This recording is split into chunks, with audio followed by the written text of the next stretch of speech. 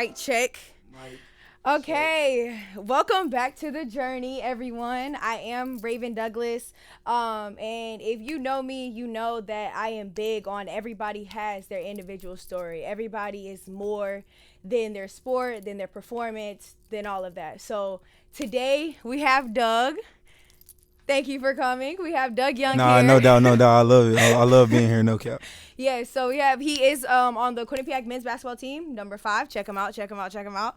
But we have him here to just tell his story, to tell, just really reach out and just inspire to anybody who's listening. So, yeah, let's get right into it. Yeah, man. Thank you, Raven, for having me on for real. Cause I know we talked about it earlier in the year. Like, I was gonna get on and talk about like ups and downs and just the journey itself. And what caught my eye was that the title of your podcast was named The Journey. And I had my own ideas. You know, I talked to my friends back home, making names and things like that. That really gave me another idea to, create something. Yeah. And I think that that name says it holds weight. Yes, so. Yeah, because it is a journey. Everything that we go through, and like it's more than the basketball journey. It's a lot more that pours into it that a lot of people don't understand. So I'm glad that you want to be able to share your story. So I mean, if I really think that we should probably just start from the beginning. Like, really, if you want to talk about kind of what got you into basketball, or like maybe what basketball means to you, especially coming up. Like, what would the young Doug really be proud of right now? Well, I can say that the main thing the young Doug will be proud of is that he didn't quit. It was a lot of like trials I had to go through just to get here. I had to go to 3 Jucos. If people don't know what a Juco is, it's a junior college. It's a 2-year school, and you don't really get the greatest, treatment. You don't get the money that you get at the Division I level, or you don't get the gym time. It's a lot of different stipulations that make you you have to really love basketball. I think we talked about that earlier. Like, you gotta really love hooping to choose the JUCO route, because it's so slim. Yeah. Like, it's the stigma of a JUCO player is that he's a hothead, he's bad, he can't know the scout. Only thing he knows how to do is just run and jump. Yeah. And I wanted to make sure that I wasn't coming in here feeling like that was going to be the stereotype for me. So, I feel like the biggest thing was just, I could say my younger self would be proud of would just be not giving up. Yeah, that's amazing. Seriously. Yeah, so 3 JUCOs is crazy. Can you talk about like because I know, okay, the recruiting process is hard, especially coming out of high school, and then also like, the transition from high school to college is a bit harder. So can you talk about like what in your journey led you to have to go to these JUCOs? What was it like really in there? Like, mentally, I know it's not hard to stay up, and I know it's not hard to just say like, I'm not gonna quit. So like, what really went into that process throughout that time? Well, first off, out of high school, I was very highly recruited, but I got into a few things that hindered my path. Had to make me go on a detour. Yeah. So I had to learn from that. But once I shook it off, with the help of my mom. Shout out to you, Mom, by the way. She just instilled, was like, just never quit. Just get up, even though like you might have lost everything. It says, if I'm not mistaken, I can't remember what book of the Bible, but it talks about how there's one man who loses everything. Job.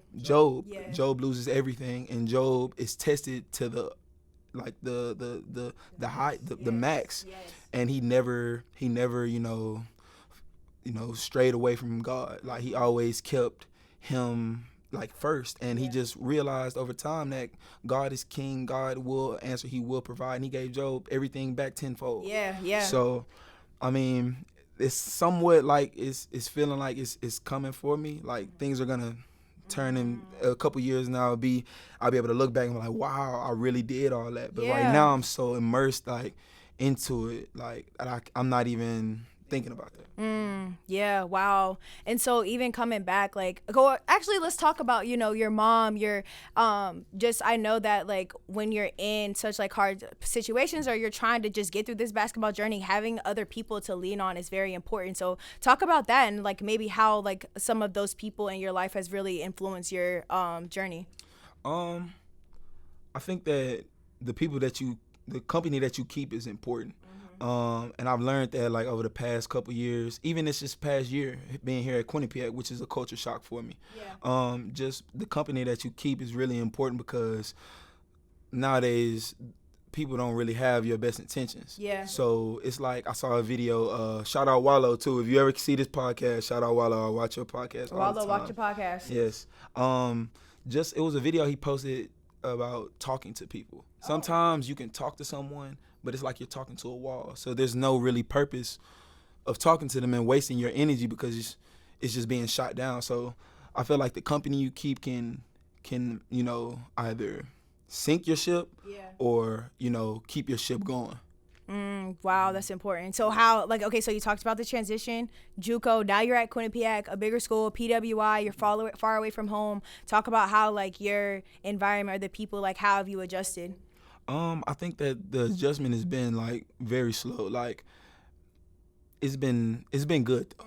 It's been really good. I can't lie. QU has been amazing to me. Like, it's been different, more structured, but I feel like the structure that I've gotten here is gonna help me prepare for life. Like, it really will. Cause I know, like, in Juco, there's not a lot of structure. There's a lot more, like, classes wise. Like, you may have 2 classes and you're done for a whole day.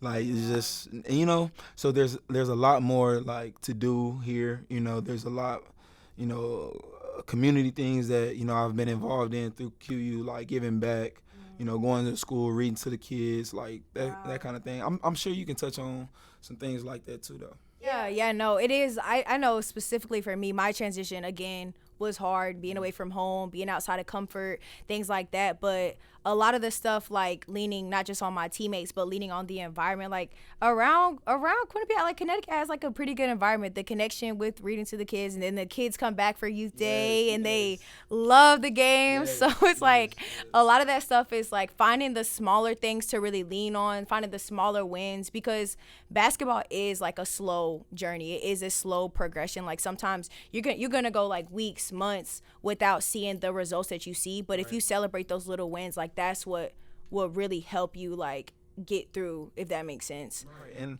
to touch on that, like the small wins, because like during the season, like as a Division I player, like there'll be times where you're not playing your best. You're not, like you don't feel the best, but you have to find a way to keep going and somewhat contribute. If that's either your voice, if that's either your energy, if that's either just giving somebody a cup of water. Like I think that, the people who can, go through those kind of things and still like try to keep a smile on their face will truly be successful in the end, because like they just know how to handle anything that comes their way. Like and to see like people that I know do it, I'm really like proud to say I know them and like we're cool, you know what I'm saying? Because when you see things that are different, like people only know you from what they see or what they hear. Unless you really truly know someone, you'll never, know what they're about. But seeing their actions, like the very minute little things, like the like we said, giving a cup of water, shaking hands, cheering your teammate on, like those things. Is that the type of person, or like what is the type of person that you want people to see? Like what type of Doug, or what do you want people to know about Doug that they wouldn't like see surface level? Well, I definitely want people to realize that I'm more than a basketball player, and I'm more than Houston. I'm more than Sunnyside. I'm more than where I've grown up, because I know a lot of people.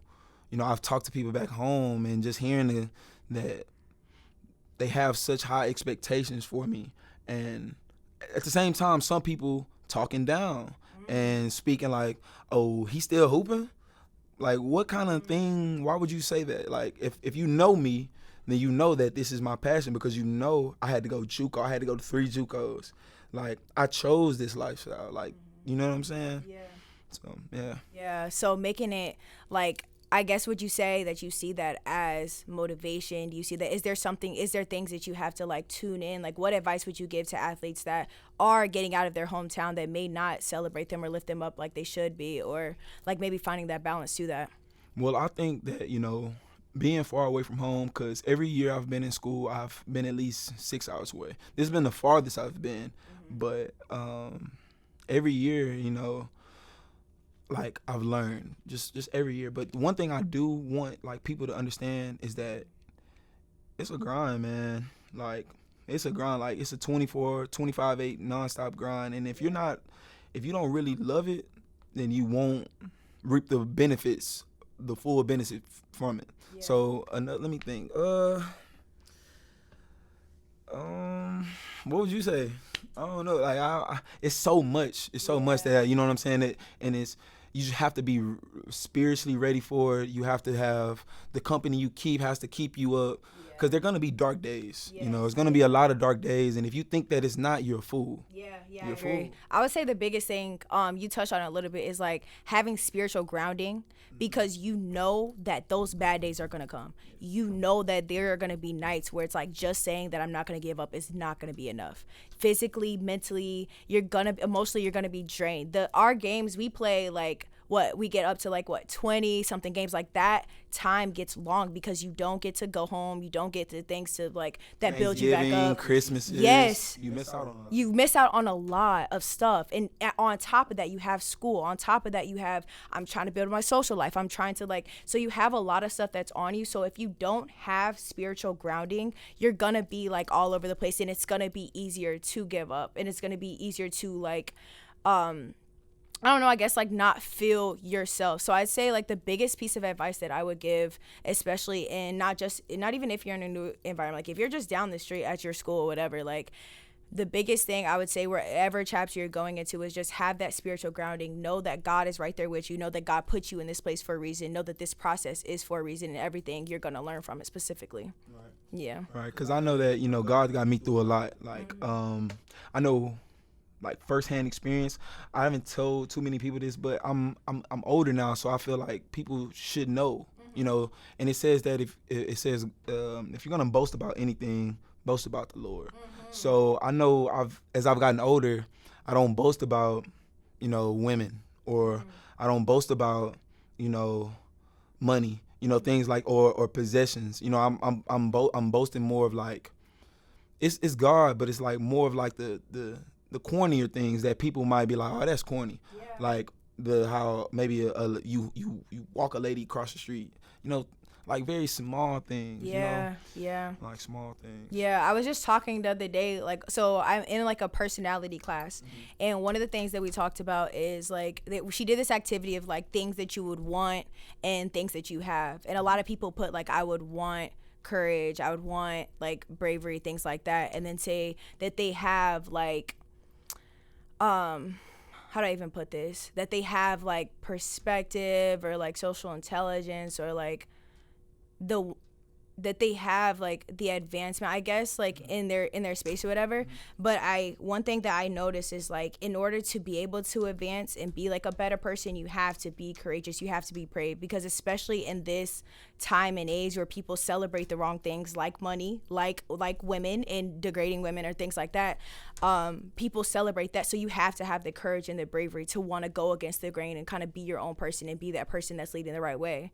And then in turn, you're leading people behind. You're leading people. Now you're showing the people behind you that can step up. So if you take that big step, then you have the younger people watching you like, oh, Doug's doing it, I'm going to do this as well. Right. Yeah. And I hope that, my words do reach a young kid like me, who's thinking about giving up, thinking about, just getting into the street life, anything like that. Just get on your knees and pray. Like, that's the only thing I could tell you. Because something will come over you, and you'll feel a spirit. You'll feel a certain kind of way, and it's undescribable. It truly is undescribable. And I know that there's a higher power. I know for me, for example, I don't tell many people this, but like when I was in my situation, and I knew what was going on, I knew the severity of what my consequences were. I got on my hands and knees and I asked the Lord. I said I was moaning and I was weeping, and it says I don't know what you might, but it's a verse and it's a book in there. It's a chapter, and it says that the Lord hears your weeps, moans, and cries, and I will answer out to you. And I truly was. That was the first time in my life in my like 18 years, 19 years, I had ever cried like that. Wow. Like where I was moaning, like not even from no whoopings, but whoopings. Like I was, and it was uncontrollable, and I was crying for like an hour and a half. But when I stopped crying and I woke up from my nap, then not just I felt it, literal things like, okay, it's time to go. Wow. You see where I'm coming? We talked about earlier, like it's time to go. Like they came and got me, and they said it's time to go. I promise you. Wow. I promise you. Wow.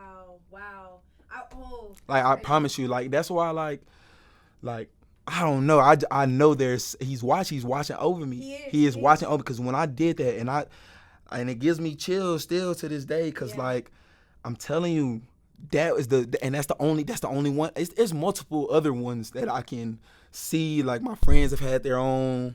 Say he's saved. He's shown that he's here. He's touched.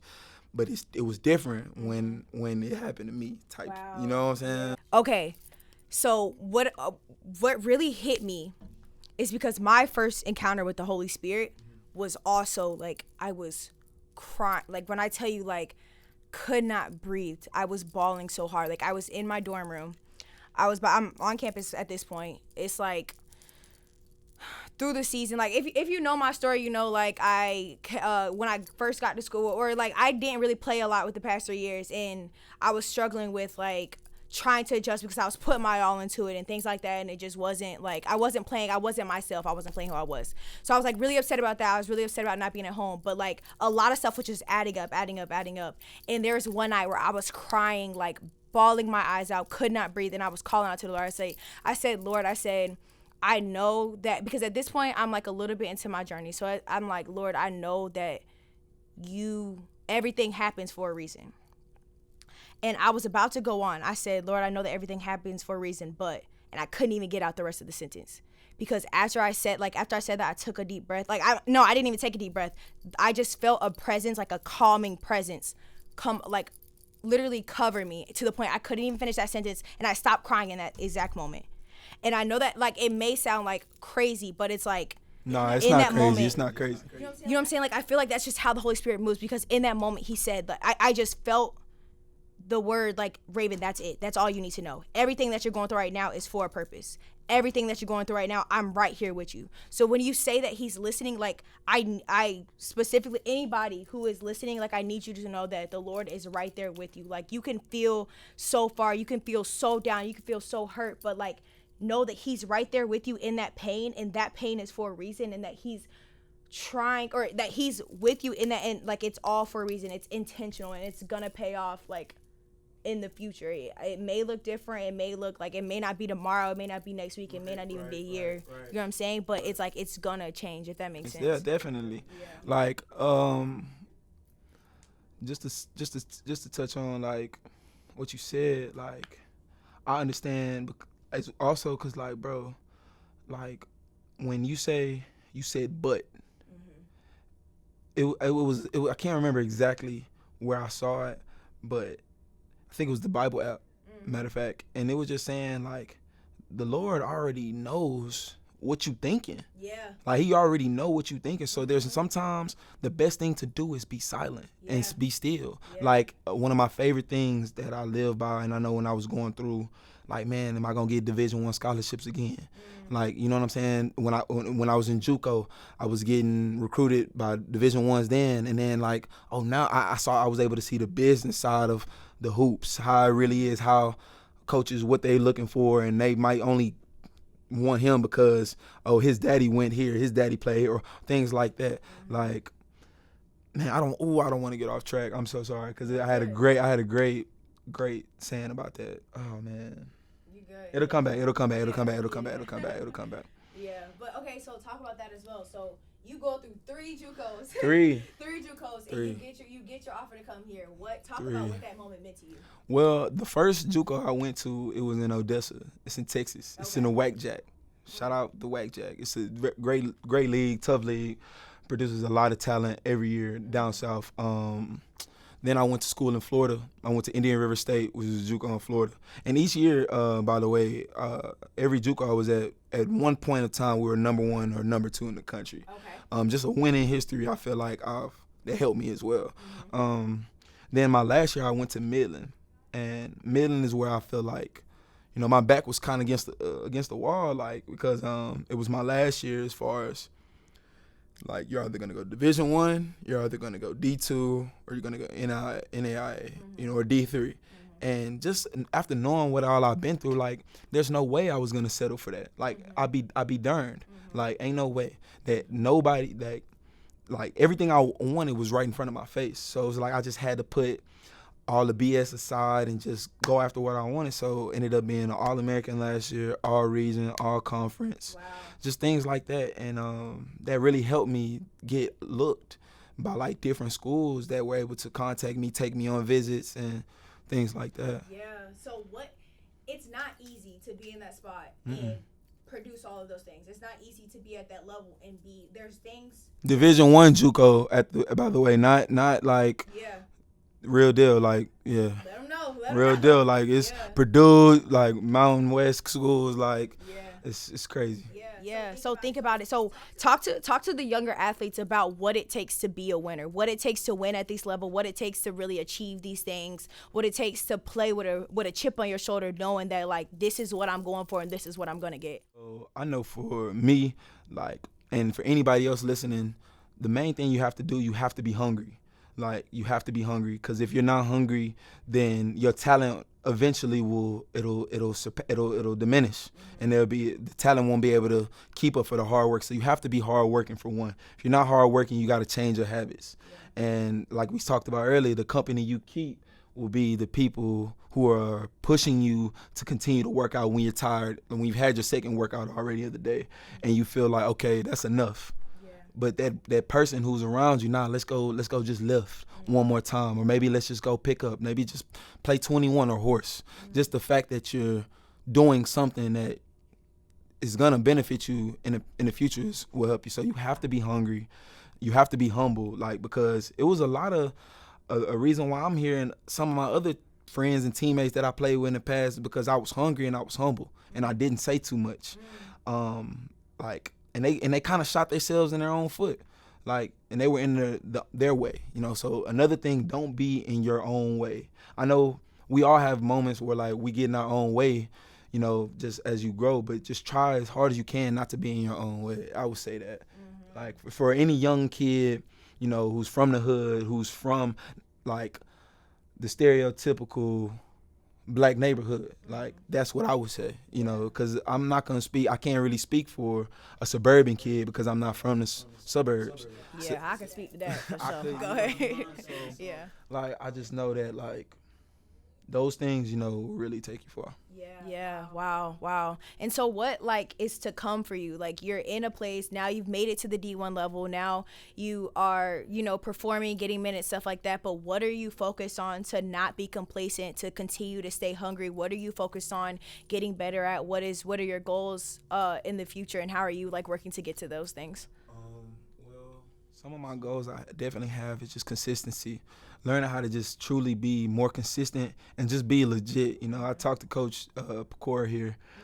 He really just wanted me to, you know, to understand that, you know, this is it. And I want to just go into my senior year, you know, fully focused, you know, because it's a great opportunity at stake for me, you know, opportunity to start, you know. This year having to come off the bench was something different for me as well. Like, all the years that I've played Juco, I've always started. So coming off the bench was an adjustment. Learning how to clap for somebody else, being patient, waiting my time was also something that I had to work on, and I felt like something I think I achieved. So, like, maybe for the future, if I'm ever in that same position, I'll be ready for it, and I'll know how to compose my face. I know how to, like, still shake hands and not have my teammates feel like, oh, he not really shaking my hand, he just shaking my hand because of the people around. I'm really doing this because I know how to wait my turn. So I I guess that is a goal of mine. Well, that's not a goal. That's just something I've learned, worked on. But a goal of mine is to definitely start next year. Bring some kind of hardware home. I'm not from here. It doesn't have to be the player of the year. It doesn't have to be just first team, second team, anything around that area. Would be good for me.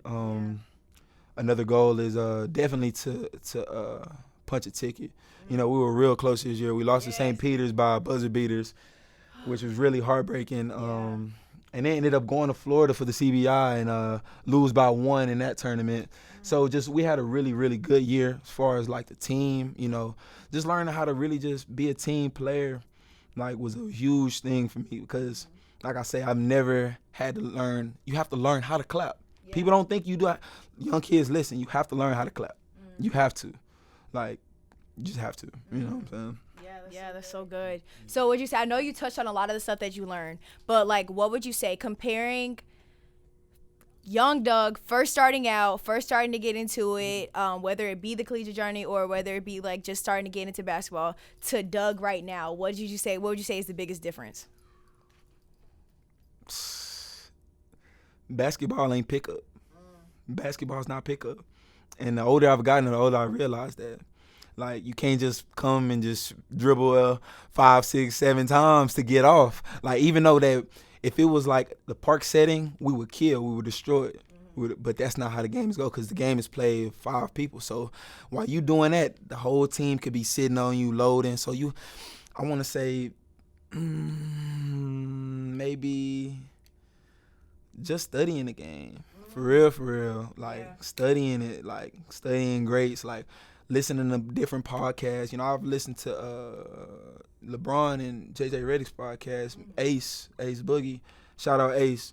Put me on that podcast, and they really just breaks down the game. Shout out Save. We listen to that too together. They break down the game in a different way that I didn't look at things. Like other podcasts, are cool, like Brandon Jennings, but like LeBron is my go anyway. So that was a thing that caught my eye, just him having his own podcast talking about his, like, how the game is played. So, things like that. Yeah, so how would they, just so the young players know as well, like, what types of things would they break down in the game? What types of things, like, how were you looking at film before compared to, like, how you see it now? Well, at first, when I look at film, I would look at film, and I would only look at the person guarding the ball and the person that's on the ball, and that would be in my position. Now I'm looking at players like the 5. Because I play with the 5. As a point guard, you have to know how to play with the 5. Because if you and the point guard can play a 2-man game, half of the game is controlled by you two. So knowing this, knowing like the personnel on my team, or like knowing how Draymond, for example, Draymond knows where Curry's gonna be at all times. They literally practice it. Him going this way, throwing it between his legs or throwing it over his shoulder. Like, just studying the smallest things, I think. That's awesome. Yeah. And so is there any other challenge or anything else that you really want to drive home, that you really want people to know, or that you really want to speak on right now? The world needs more love. I could say that for sure. Like, it needs more love. Like, because if we all bleed the same, like, I feel like as far as like the basketball world though, like, just, I don't know. That's a good question. I would have to get back with you on that. I wouldn't want to just say something that I don't. Yeah. I think that's a good one though to start on. Like, just the world needs more love. The world needs more good people. Like, especially not just in the basketball community, but kind of surrounding. Like, you never know what somebody is going through. And I think this is why we're having this conversation right now, because although we talked a lot about basketball, a lot of stuff that we learned from basketball, developing our relationship with God, even as like an athlete, like, it's more than that, because this stuff applies to the rest of our life. This stuff applies to when we're stepping into our family setting, when we're stepping into our work setting, when we're stepping into like whatever the next step for us is. A lot of the stuff that we learned from basketball is not just like us as an athlete, even though we talked about basketball a lot. Carry us over like longer. Like, and that's another thing, kids, like, and just young athletes listening, like, bro, it's a journey. Like, it's a journey. Just know that it's gonna be ups and downs, and know that if you keep the company you keep, if you don't take anything from this podcast from me, the company that you keep and your attitude and your effort towards things, like, those are gonna be things that keep you going and keep you successful, keep you in the loop. Because once you stop having a good attitude, once you stop caring, once you stop, then things just start to wither away. And if you want to continue to have and I know I'm speaking for myself, like, if you want to have any shot at this, then we have to keep those things. Yes. Like, those things first. Yeah. Principals, don't let. Well, I know when you're stepping into a college setting, you're gonna want to. It's a lot of things around you. It's a lot of temptations. Like, I know you're gonna want to compromise, and it may be hard. And there may be times where you slip, but just understanding that having those, like, founding principles and that foundation is what's gonna keep you steady, like, throughout all of the ups and downs, for sure. Yeah. I have a few questions for you. So, if you had to choose one thing about your recruiting process in the beginning and how you feel now, what would, like, be the thing? Yeah. So I would say first is to okay, so I'm going to address the recruiting process first. The first thing is I would look at the full picture. So you have, like, I think that in my program that I played in, like my AAU, my travel program, the biggest thing that people, like, talked about was, like, going to, like, the bigger name schools or making sure that you're going to a school people know about or whatever like that. But, like, understanding that it's much deeper than that. Understanding that you have to look at you have to go in, you have to look at your coaching staff. What does your coaching staff look like? Do they look like do they look like us? Yes. Are they people that look like you? Because that's going to make a difference on how they can understand and what their perspective is. Are they coaching staff who know how to communicate to you? So if you're not playing to their standards, are there somebody that's I'm gonna talk you up, I'm gonna coach you up, this is what I need from you, I'm not gonna just push you to the side and, like, you just figure out. Are they somebody that's going to coach you up, good or bad? That's the biggest thing too. I would look at that. I would look at playing style. I would look at the people I'm around, like the teammates. Are they recruiting people that look like me as well? Are they recruiting people with, like, what are the type of people that they're recruiting? Are, like, what are their attitudes? What are their morals? Things like that. So the biggest thing, and then also, of course, look at the academics. I fell in love with Quinnipiac School of Journalism just because that is my passion. That's where I aligned. And it's a great program. I've had great opportunities from it. So the biggest thing I would say for the recruiting process is look at the bigger picture, because it's not all about the name. It's not all about the money. NIL coming out, people just looking at the money, like, it's not all about the money. Shout out QU on the NIL. Yeah, there we go. So, yeah. But, yeah, it's not all about the money, but, you know, you can find jobs. It definitely helps. We're not going to shade that down. Yeah, it's not. It definitely helps. It definitely helps. It definitely helps. But understand that it's more than that, but whatever. Yeah, you know, it's like a little balance, whatever. And then personally, what I would say when approaching my recruiting process, I would say, like, I would have stepped into it with more confidence. Yeah. I felt like I got in my way a lot mentally because I'm like, oh, I really want this coach to. Do you feel like you let other people in like have too much of an input into your recruitment? That's the crazy thing too, because the people around me were so uplifting. So I feel like I had a bad experience early in AAU. Just a bad situation. So I think. Who'd you play for? The Carolina Flames at that point. Okay. Yeah. Okay. So, like, I had, like, a bad situation. I was just in a bad position or whatever. And I feel like that's where I started to, like, any mistake I made, like, I felt like, okay, I can't make a mistake now. And I think I let that carry too much into, like, my game, like, when I was getting recruited and stuff like that. It's like I thought that every mistake that I made, those coaches saw and they were crossing my name off. And that's not how it is. That's not how it is. It's about how you it's about how you respond. Yes, how you respond to it. Exactly. They already know what they want. They already know what they're looking for. Exactly. The only thing they're looking for is, if, like we talked about, your effort, your attitude, like the small things. And I know that, salute to you for, you know, going through what you had to go through, because a lot of people couldn't do that. I just want to kind of say that. I didn't say that. I haven't said that yet. But I really salute you because a lot of people can't go through that. Thank and you. Still have the smile, you know, and still dress like the way you do and keep themselves up, you know. So I want to salute you for I that. appreciate you saying that. Yeah.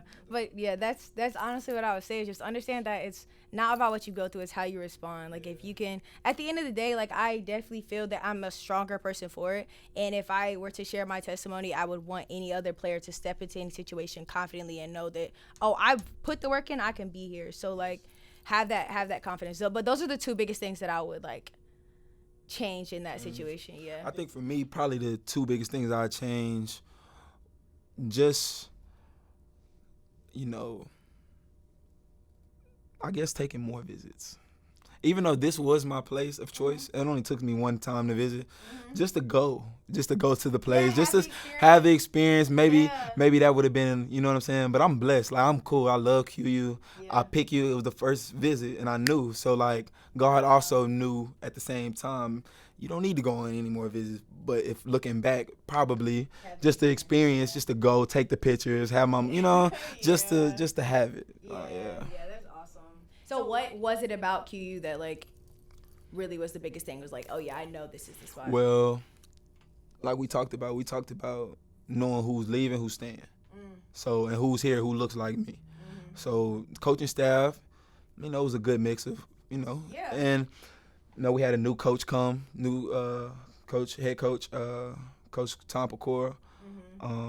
My guy Sean Morris, who recruited me. And then we had Ace come through, which I've been really gotten close to Ace, you know, through with God, you know, shout out again, Bugs. Yeah, great person, and just let me think, what else? The people is the one thing that's put in like in the people is like definite. Like when I met Billy. I met Billy Mecca. Shout out Billy Mecca. Love you, Billy. Like when I met Billy, he, you know, I heard his story and I told him my story and he cried. Wow. I'm telling you, Ray, I told him the full because when I was coming here, you know, he's a man, so he's the one that signs off. So he was like, we need to meet.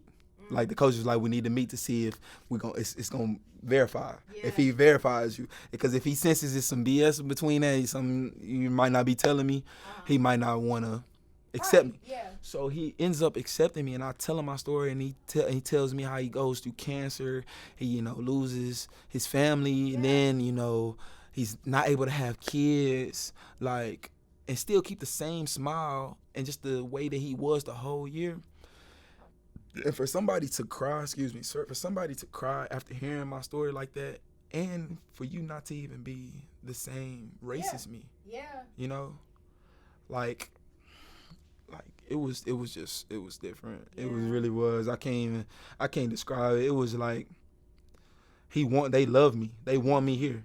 Like, and it was the first time, like, I truly felt like, okay, I don't have to be not a bully, but like, I don't have to be in this Debo mindset, or if people are gonna attack me, I don't have to be in that if like where I have to fight all the time. I don't have to.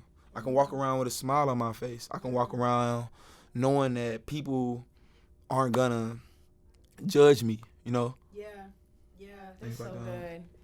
Yeah, I would say the biggest thing, everybody, is like just remembering some of the smaller things that we touched on, that you're more than your sport, that it's important to surround yourself with the right people, that you're gonna go through things, but if you are grounded in the spirit, if you are grounded in the Lord, and if you continue to push through, then you're gonna come out stronger on the other side.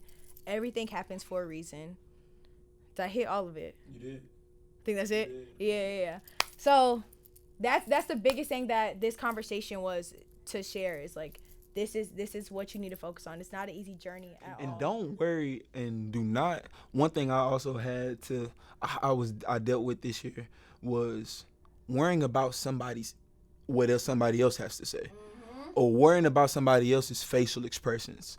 Like, I was letting that, affect me to an extent. Like, coming back to the bench or just walking in practice, like the vibe is, like worrying about the wrong things, and that if I'm truly like at peace and at one with myself, I won't really, we won't really worry about that. Yeah. It takes time to get to a place like that though, because I know for a fact, I know for a fact coming in, that was something that I had to adjust in general, because I would get like, I don't know, not saying like take everything personal, but I would notice everything. You would notice everything, every small little thing, and I'm taking it, and sometimes I would use it and I'd burn out. Like I'd use it for like 5 seconds, 10 seconds. Oh dear, real hard, and then I stop, and then like now I'm getting scored on back cut because I'm not thinking. You know what I'm thinking? Things like that. Like gotta keep a level head. Can't get too high. Can't get too low. I know a goal definitely over the summer.